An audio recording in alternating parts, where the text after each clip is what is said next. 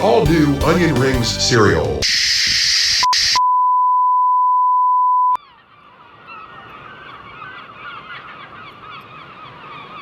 Oh, ahoy there, mates. I'm just trying to organize my VHS collection, but it's not going too well. What's the matter? Did you forget how to alphabetize again? No, not this time. You see, the problem is, I seem to have 7 different distributions of the same movie, which is Night of the Living Dead. So, I don't understand how I got so many and why there are so many. Well, how the hell did that bloody happen? It's kind of a mystery, but we should do some research on that. I know. Oh, hell, why do I smell a treasure hoard showcase? Is that what that is? Anyways, let's do a treasure hoard showcase about Night of the Living Dead VHS. Oh, I'm so happy I could shit. Yarr. This is the Captain Adams VHS pirate ship Treasure Hoard Showcase. Treasure Hoard Showcase! Treasure Hoard Showcase. That's right, it's the Captain Adams VHS pirate ship Treasure Hoard Showcase. Treasure Hoard Showcase.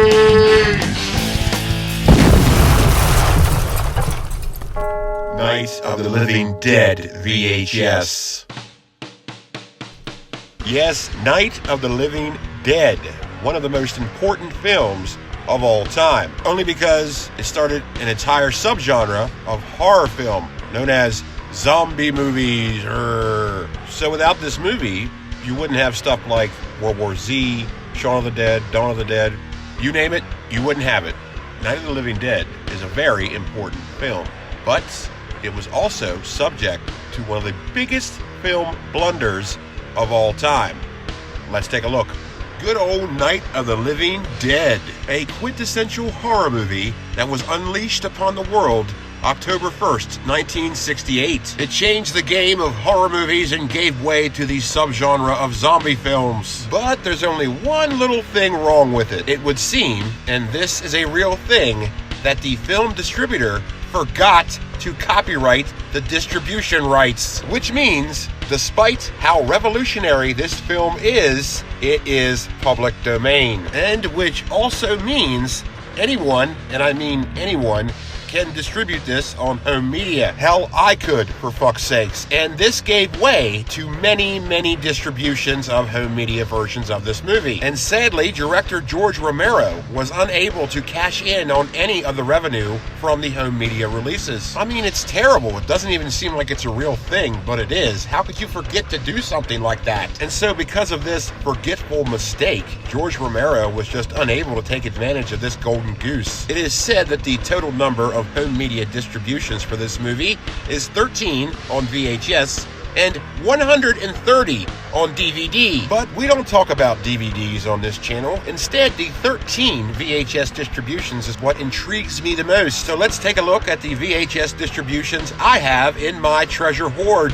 Well, here they are, the Night of the Living Dead VHS, which I have in my collection. I know I said I had 7, but I really can't count because in all actuality, I have 8. And yes, there is 10 here, but the one on the far left side is a duplicate media release, and the one on the far right side is the 1990 remake, which I forgot was even a thing. But it is, and it's an RCA Columbia TriStar 1990 distribution. You can see the cassette looks great, nice sticker there.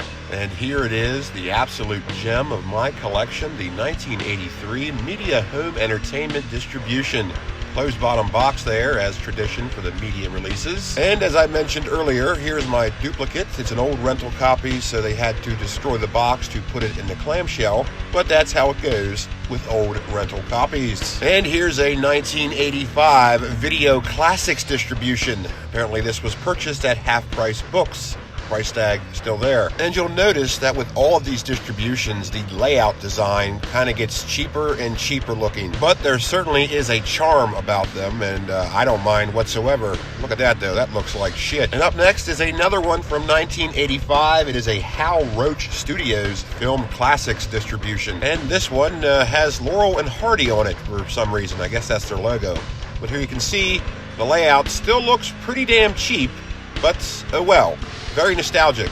And that looks a little better, but there it is. And here is a rather odd distribution. It is a 1986 Good Times home video distribution, and this one includes Reefer Madness. Yes, the original PSA is included on this VHS. And there you go, classic Good Times logo there. Always reeks of nostalgia when you see that. Very good addition to the treasure hoard. And look at that, it looks like a blank cassette.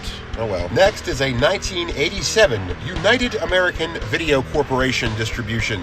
And again, very cheap looking layout. And the cover art looks like I drew it. Not very flattering. Now, the original films can be shown in the privacy of your own home.